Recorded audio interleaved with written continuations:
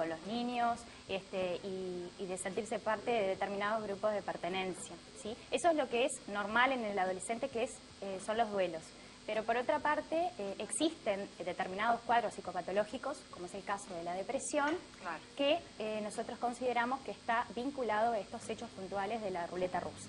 Bien, ¿cuáles son los cambios principales? Además de que, bueno, la pérdida de pasar del cuerpo de niño a cuerpo de adolescente, o adulto, vendría a ser, sí. Esos cambios. ¿Cuáles son los otros cambios importantes que sufre, si se le podría decir que sufre, y reales del adolescente?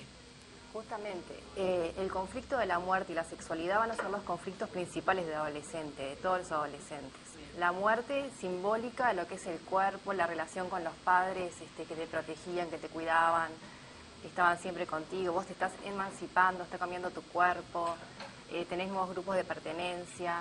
Eso simbólicamente es una muerte, un desapego, y después la muerte como real también empieza a cobrar importancia. En el niño hay una etapa de latencia donde la muerte no está, no es real. Para el niño, viste que se fue de viaje una persona y no se sabe si va a volver o no. El adolescente empieza a tener contacto con la muerte real. Y con el existencialismo también. Es qué soy, quién soy. También las típicas preguntas que son más allá de lo físico, pero ¿a dónde voy? Eso también empieza a jugar. En el niño, es verdad, como decía Natalia, lo que sucede es que no hay irreversibilidad para ellos. Lo que significa que, por eso a los niños se les explica, no, se fue de viaje, los niños siguen esperando.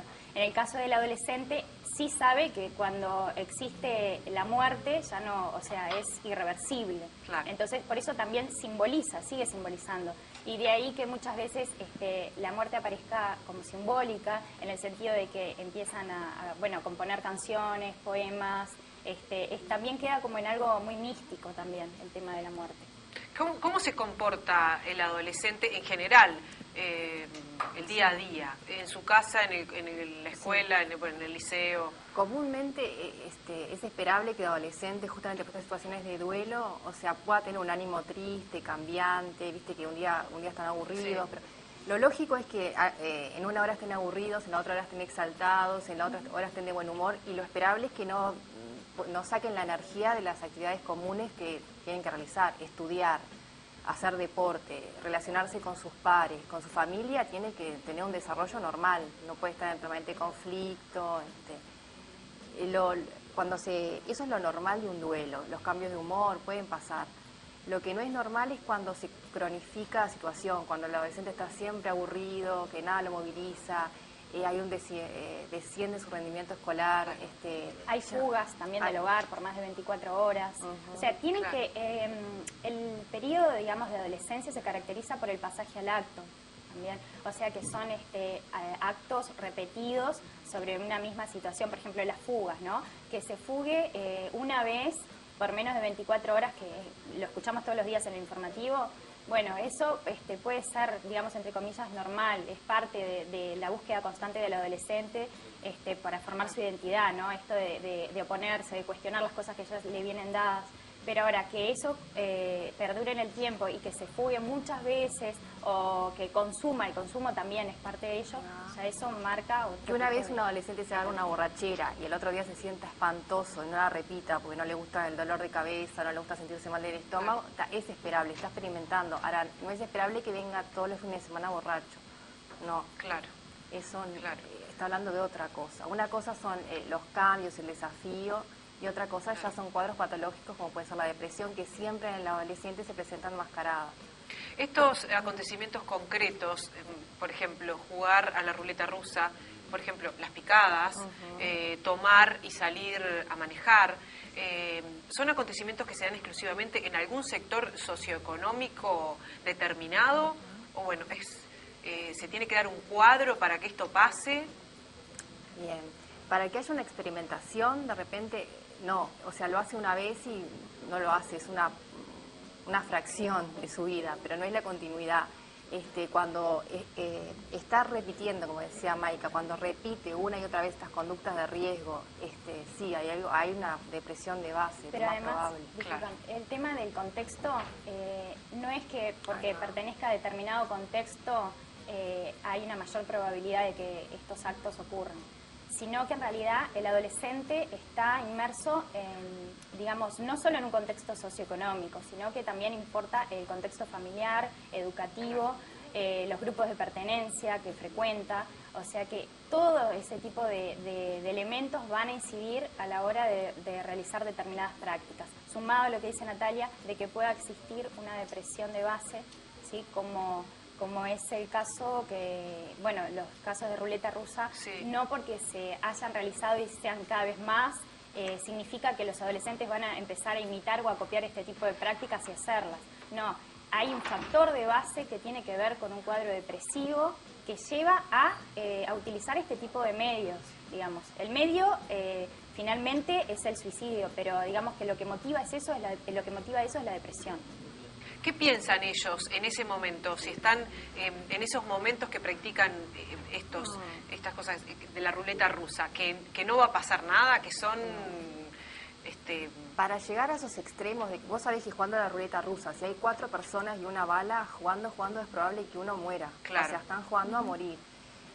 Lo más probable es que si hay una depresión de base, como venimos diciendo, enmascarada, haya un periodo largo de estrés que no te está permitiendo pensar bien en ese momento. De repente sí sabés que hay una posibilidad real de morir, que estás jugando, coqueteando con la muerte y que puede pasar, o de repente no tenés la claridad para decir, bueno, sí, la bala va a tocar, va a salir y vas a morir. Ellos piensan que... Puede pasar las dos cosas, que sí o que de repente no están empezando con claridad en ese momento. Porque hay un largo periodo de estrés y de inestabilidad emocional probablemente que en ese momento... Porque el pasaje al acto de un suicidio, cuando un adolescente está deprimido, que ya tiene ideas suicidas, hay toda una planeación. Lo planea, lo organiza y el juego puede ser una parte más de esa planeación, de esa fantasía de muerte. Ajá. O de repente es un impulso en el momento. Claro. Pero es todo un proceso. El contexto familiar, los amigos, el contexto educativo, ¿influyen para sacar a los adolescentes de estas prácticas? Sí, para empezar, por ejemplo, para jugar a la ruleta rusa tiene que haber un arma. Y tiene que haber un cierto manejo del arma, si no, no. O sea, para empezar, cuando no hay armas, muy poco probable que se juegue la ruleta rusa. Claro. Eso es en el contexto familiar. Y en el contexto educativo sí se puede crear espacios donde se detecten, por ejemplo, cuando se detectan signos depresivos del adolescente, se pueden avisar, se puede acercar al adolescente, se le puede preguntar cuando hay una baja de rendimiento notoria, mala conducta, conflictos repetidos con los compañeros. Digo, ahí son ciertos signos que uno puede atender. ¿Qué otros signos o qué otros factores para darnos cuenta en casa, si tenemos adolescentes, de que capaz que están en una depresión, cayendo en una depresión? Porque es difícil también la comunicación con ellos, ¿eh? Sí, claro. El aburrimiento, ya dijimos que es normal que se aburran un rato, pero no es normal que un adolescente esté todo el tiempo aburrido, porque tiene una cantidad de energía, o sea que la puede utilizar. Lo lógico es que esté en movimiento, no en un movimiento exaltado, yendo de un lado al otro, ni que hablar, ni que no tiene que estar ni tomando, ni drogándose, no. Pero el aburrimiento, la apatía, la falta de interés. Las fugas. También las actitudes simbólicas, como decíamos hoy, por ejemplo, de escribir de repente cosas que se relacionen con la muerte, escribir canciones, poemas, hacer dibujos. Claro. Y la expresión de desesperanza, porque claramente puede sentirse desesperanzado, pesimista, un carácter pesimista. Bien, ¿cómo se trabaja? Ustedes han trabajado con adolescentes. ¿Cómo se trabaja con ellos? Creando confianza. Lo que pasa es que cuando uno trabaja con adolescentes o un padre, un adulto común, vos como ya transitaste la adolescencia, de repente podés creer que trabajar con adolescentes o hablarle a un adolescente es fácil, pues ya lo transitamos. Pero en realidad es otra adolescencia. Cada uno tiene su tiempo y esta es otra. No es lo mismo un adolescente en el 90 que todavía estaba con el Walkman, en el 2000 con el Discman y ahora con el iPod. O sea, son cosas y con las redes sociales. Con las redes sociales. Claro. Son otros lenguajes. Entonces a veces uno, desde su lógica, de repente los violentás. Y está comprobado que para trabajar un adolescente no hay nada mejor que otro adolescente. Tiene que haber siempre una referencia. Por ejemplo, en el 90 te podían proponer hacer talleres. En el 2000 un toque de rock y ahora te pueden hacer una intervención urbana. Siempre tenés que tenerlos en cuenta, sí. Preguntarles, hacerlos participar y que se involucren, que se sientan parte, porque en realidad son parte. Y trabajar con ellos como con un adulto en potencia, nada de en realidad de trabajar como un niño que fue un niño hace poco, sino que en realidad el adolescente está buscando eso, es que lo traten ya como un adulto en potencia. Integrarse. Exacto. Y cuando trabajás generar confianza, cuando un chico está deprimido y tiene estas ideas suicidas, o sea, que las comunique, que pida ayuda, porque si se siente mal, si está triste, si está deprimido, es una enfermedad que se trata y se sale. O sea, la desesperanza que te puede parecer hoy, después cambia. ¿No es difícil que el adolescente pida ayuda? No. ¿No? No. Generalmente piden ayuda. Porque tenemos como esa idea, ¿no? De que los adolescentes es muy raro porque no se comunican, no nos hablan. No pero de repente no te lo piden directamente, necesito llevarme a un psicólogo. Pero te muestran, uno conoce a sus hijos y en realidad sabe los mensajes y sabe cuando algo de repente está mal, digamos. Por eso yo creo que depende muchísimo del núcleo familiar y de la relación y el vínculo que tengan con ese adolescente. Claro. De repente si te está expresando, si vos ves que está desesperanzado, que no tiene energía, o sea, lo estás viendo, o sea, te lo está expresando de alguna manera.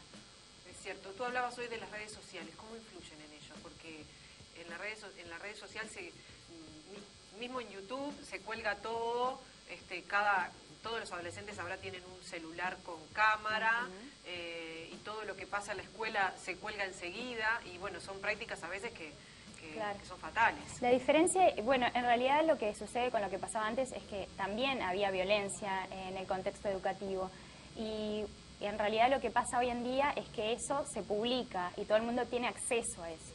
Esa es una de las diferencias, no es que de repente con el tema, bueno, de la morta, siempre existió, pero hoy en día se cuelga en YouTube, entonces todo el mundo se horroriza con las cosas que pasan, pero de repente hoy en día al comunicarse sí se imitan determinadas conductas, ¿no? Pero la violencia en ese sentido, en diferentes formas, siempre ha existido.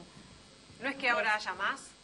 No, lo que no se puede hacer es frivolizar la violencia como si fuera un juego. O sea, los medios de comunicación, como cierta prudencia en el manejo o sea, la ruleta rusa no es un juego, es un suicidio, o sea, cierta prudencia, porque no lo nombramos como juego. Ahí va, no son cuestiones a imitar, no son cosas a imitar, ni a frivolizar, o sea, ese es el manejo, la prudencia que hay que tener.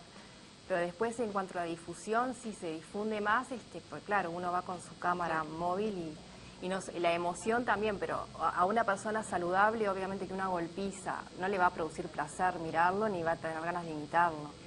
Claro, eso es cierto. Capaz que antes, cuando nosotros éramos adolescentes, pasaban algunas situaciones de violencia. Mismo nosotros hablamos acá sobre el bullying, el acoso entre escolares. Sí nos pasaba, yo le preguntaba, bueno, ¿antes pasaba igual? ¿Antes pasaba la misma cantidad?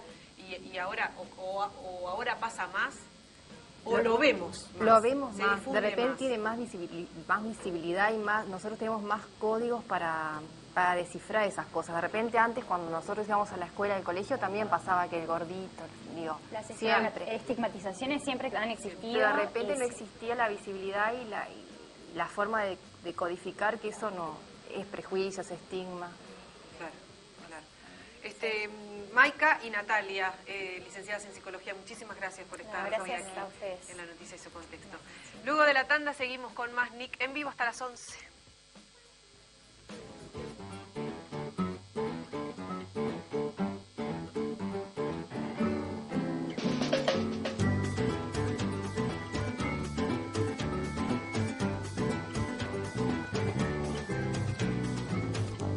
Yo no sé de dónde soy, mi casa está en la frontera. Yo no sé de dónde soy, mi casa está en la frontera.